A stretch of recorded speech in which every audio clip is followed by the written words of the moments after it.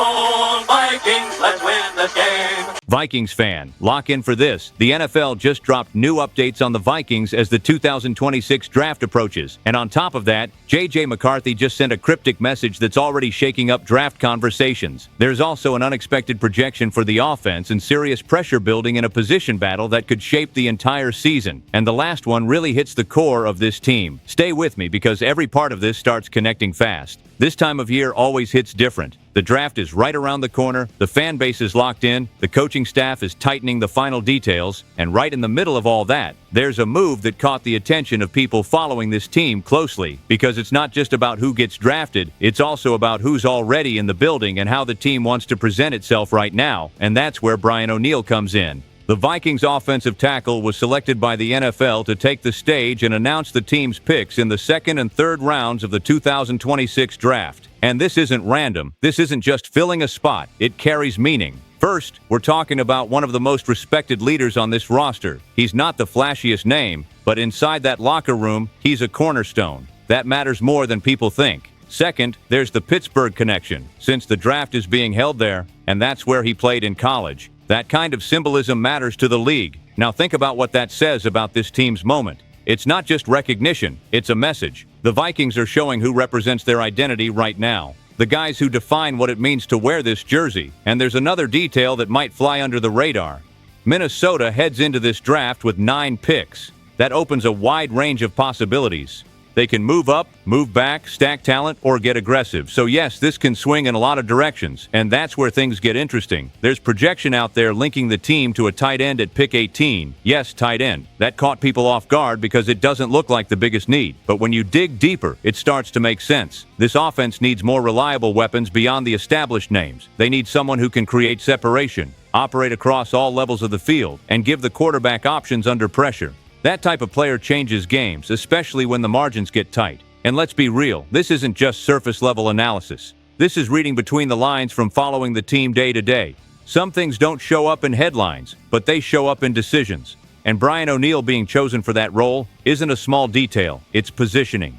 So let me ask you, do you think the Vikings surprise in the first round or play it safe? Because what comes next involves a player who just made a very unusual move off the field, and it raised a red flag nobody saw coming. Quick message, subscribe to the channel. It's free and it helps grow this community in a big way. There are moments when something happens off the field that completely shifts how people see a player. It's not a play, it's not a practice rep, it's behavior. And this time it came quietly, but it got attention fast. Nobody expected it. Then once people started connecting the dots, the name came out, McCarthy. The Vikings quarterback blocked 2 well-known media voices who cover the team daily, Phil Mackey and Declan Goff from SKOR North. And this wasn't a blanket move, it was targeted. That immediately raises the question why. According to them, there was no direct attack, no heavy criticism campaign. In fact, they say they've been more patient with his development than most. That's why the move felt off. It made people stop and look twice. Now there's a theory that makes sense. It might not have been him directly. It could have been someone from his team managing his social media, trying to clean up the noise and limit outside distractions. And honestly, that wouldn't be surprising in today's environment,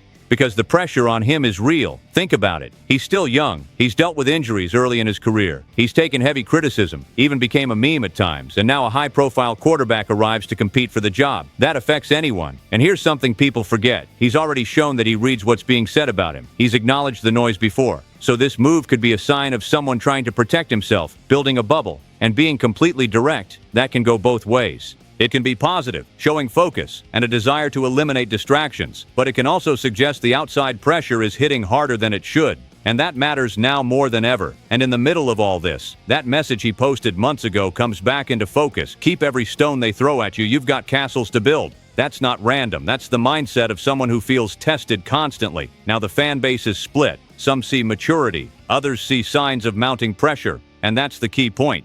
This doesn't change what happens on the field, but it does show where his head is at as he tries to establish himself. And with the draft approaching, potential roster changes, and the competition heating up, this could escalate fast. That's why this is more than a social media story. When these rumors start popping up close to the draft, something is usually building behind the scenes. And this time, it's not just about adding talent, it's about the future. The kind of future that forces a team to think one step ahead.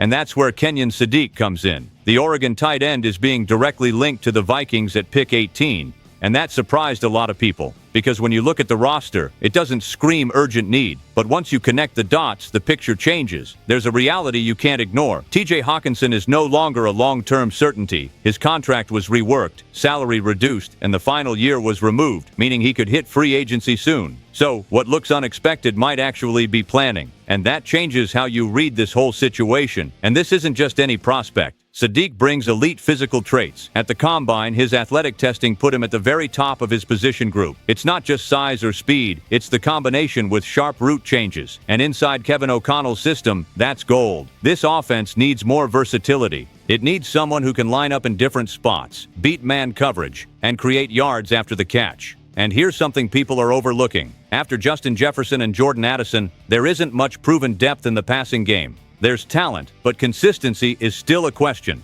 That's where this gets really interesting. Now imagine adding a tight end who can function like a wide receiver in certain situations. That changes the structure of the offense. Of course, nothing is guaranteed. Teams ahead like Baltimore, Tampa, even Carolina could make a move. So the Vikings might not even have the option when their turn comes. And that creates a real dilemma. If he's there, do you pull the trigger or do you prioritize defensive needs? That choice says a lot about how this front office sees the roster. From a fan perspective, if this kind of talent falls into their lap, it's hard to pass up. Because players with that level of upside and system fit don't come around often. And if he's still sitting there, this conversation gets very real very quickly. There are moments when things shift from theory to real pressure, the kind that changes decisions, changes behavior, and can define a season. And that's exactly what's happening inside the Vikings right now. Because the most important battle on this roster just got heavier, and the name at the center of it is Kyler Murray. His arrival wasn't just another off-season move, it was a clear message that nothing is guaranteed. And that hits the locker room directly, especially in the quarterback room. A lot of people already see him as the favorite to start the season. It's not official, but the feeling is there. And feelings like that can shape everything around a team. Because that creates a serious situation. On the other side is J.J. McCarthy, still trying to establish himself, still chasing consistency, now forced to respond under a level of competition he hasn't faced before. And when you hear former players break it down, the message becomes even clearer. Mark Schlereth didn't hesitate. The Vikings' success in 2026 depends on what Kyler Murray can do in this system.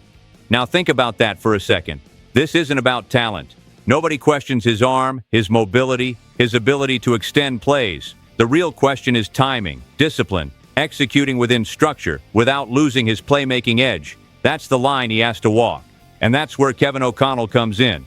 There's real expectation that he can unlock another quarterback. He's done it before with players who arrived with doubts. But this is a bigger challenge. The stakes feel higher here. Inside the locker room, that energy is already building.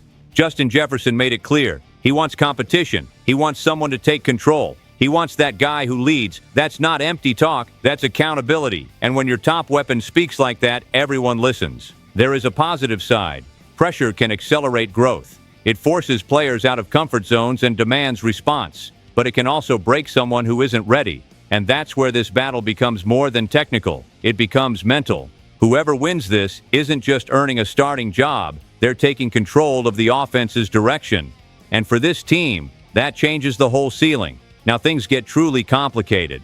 Because when this kind of talk starts right before the draft, it's usually not random. And this time it involves a name most people didn't expect in this type of conversation. That name is Jonathan Greenard. One of the most physical pieces of this defense, a player who has already delivered high-level production, is now being linked to potential trade discussions. That alone shifts the tone. It also forces a bigger question about where this defense is headed. But there's an important layer here. The team, through Rob Brzezinski, pushed back on the speculation. He said they expect Greenard to stay, praised him as a player and as a leader, so officially there's no clear intention to move him. But the market never stops, and that's where the Philadelphia Eagles come in. There's a proposed scenario involving a second-day draft pick. Nothing confirmed, nothing advanced, but enough to raise eyebrows. And when you look at the situation, you understand why this conversation exists. Greenard had a strong 2024 season with impactful numbers and consistent pressure, but 2025 looked different. Fewer games, less production, less direct impact. And in the NFL, memory is short. On top of that, there's the contract factor. He's entering that stage where he's looking for another deal. That affects the cap, the planning, and long-term decisions. So the team faces a choice. Keep and pay, or move early and extract value. And that's not simple, because this isn't just any player. This is someone who brings intensity, who pressures quarterbacks, who helps define the defensive identity. Removing that changes things. It changes more than a stat sheet, but stacking picks could help build a more balanced roster, bring in youth, and prepare for the future. That's the type of decision that separates reactive teams from strategic ones. And if those calls get stronger, this story could move in a hurry. Now take all of this and put it together for a second.